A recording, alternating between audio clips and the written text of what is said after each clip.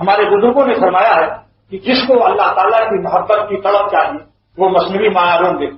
یہ بزرگوں کا احساس ہے. اس میں عشق الہی کی آگ بھری تھی. شاہ عبدالغنی صاحب مجھ سے فرمایا کرتے تھے کہ مثنوی کے اندر اللہ تعالیٰ کی محبت کی آگ بھری ہوئی ہے. لہذا اللہ تعالیٰ کی محبت کی تڑپ لینے کے لیے کتاب معرفت مثنوی کا مطالعے کا مشورہ دیتا ہوں. ایک.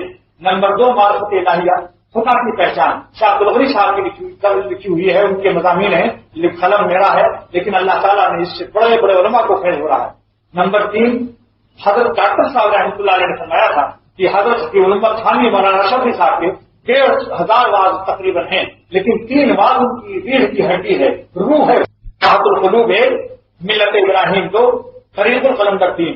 یہ مواعظ ثلاثہ کے نام سے شائع کی گئی ہے. یہ 3 واز خدا کے لیے آپ پڑھ لیں.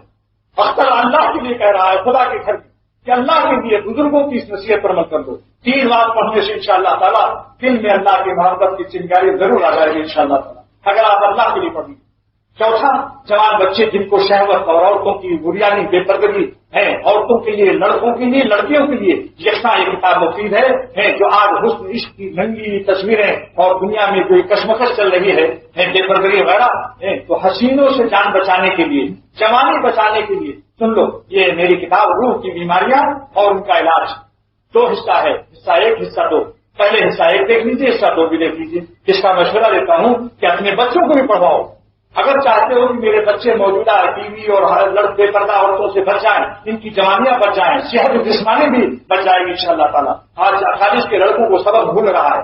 یہ بے پردہ عورتوں کو دیکھنے سے ان کا دماغ کمزور ہو رہا ہے، فیل ہو رہے ہیں. کہاں کہتے تیار کرتے کچھ یاد نہیں ہوتا.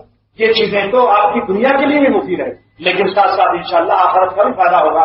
روح کی بیماریاں اور ان کا علاج اس کا نام ہے، میری لکھی ہوئی ہے. اللہ تعالیٰ اس کو قبول فرمائے.